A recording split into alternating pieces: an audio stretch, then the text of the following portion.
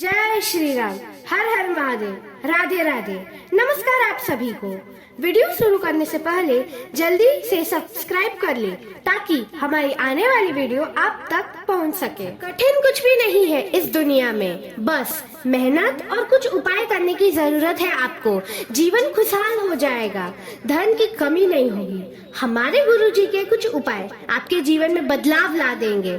आइए जानते हैं गुरुजी के बताए हुए कुछ उपाय। आप शायद यकीन ना करें, लेकिन सच यह है कि हर स्त्री के 4 पति होते हैं और आपका नंबर चौथा होता है। यह बात आप इसलिए नहीं जान पाते क्योंकि विवाह के समय जब पंडित आपको विवाह का मंत्र पढ़ा रहा होता है तब आप मंत्र का मतलब नहीं समझते हैं। अगर आप मंत्रों को सही तरीके से जानेंगे तो आपको पता चल जाएगा कि विवाह के समय मंडप पर बैठे दूल्हे का नंबर चौथा होता है। उससे पहले उनकी पत्नी का स्वामित्व 3 लोगों को सौंपा जाता है। दरअसल वैदिक परंपरा के नियम है कि स्त्री अपने इच्छा से 4 लोगों को पति बना सकती है। इस नियम को बनाए रखते हुए स्त्री को पतिव्रता की मर्यादा में रखने के लिए विवाह के समय ही स्त्री का सांकेतिक विवाह 3 देवताओं से करा दिया जाता है। सबसे पहले कन्या का अधिकार चंद्रमा को सौंपा जाता है, इसके बाद विश्वासु नाम के गंधर्व को, इसके बाद अग्नि को और अंत में उनके पति को। यह वैदिक परंपरा के कारण ही द्रौपदी एक से अधिक पतियों के साथ रही। फिर भी कर्ण ने द्रौपदी को वेश्या कहकर अपमान किया, जिसकी एकमात्र वजह थी द्रौपदी ने उस समय की व्यवस्था से आगे बढ़कर 5 पुरुषों को अपना पति स्वीकार किया था।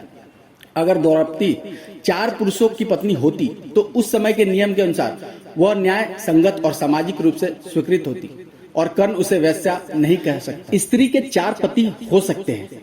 यह व्यवस्था की शुरुआत करने वाले, यूं कहें कि वैवाहिक व्यवस्था को स्थापित करने वाले उद्दालक ऋषि के पुत्र श्वेत केतु थे। महाभारत में एक स्थान का जिक्र आया है कि कुंती कहती है कि पहले स्त्री पर कोई पाबंदी नहीं थी, वह अपनी मर्जी से कभी भी किसी पुरुष के साथ जा सकती थी, यानी स्त्री पर किसी प्रकार की कोई पाबंदी नहीं थी। लेकिन धीरे धीरे अधिकारवाद का जन्म होता गया और स्त्रियों की स्वतंत्रता को कम किया जाने लगा और इसे श्वेत केतु द्वारा स्थापित विवाह व्यवस्था में शामिल किया गया।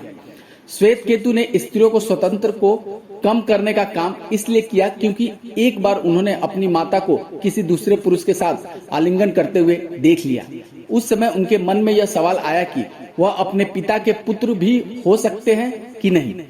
इस प्रश्न के उनके मन में पुरुषों की संख्या सीमित करने का विचार आया और यह तय हुआ कि स्त्री सिर्फ 4 पुरुषों के साथ जा सकती है। यह व्यवस्था के पीछे यह भी मंशा थी कि कबीले और समुदाय के हर पुरुष को स्त्री मिल सके। धन्यवाद आप सभी को मेरा वीडियो देखने के लिए। अगर मेरा वीडियो आप सभी को अच्छा लगा हो तो प्लीज प्लीज प्लीज मेरे चैनल को लाइक करें, शेयर करें और सब्सक्राइब करें। जय श्री राम।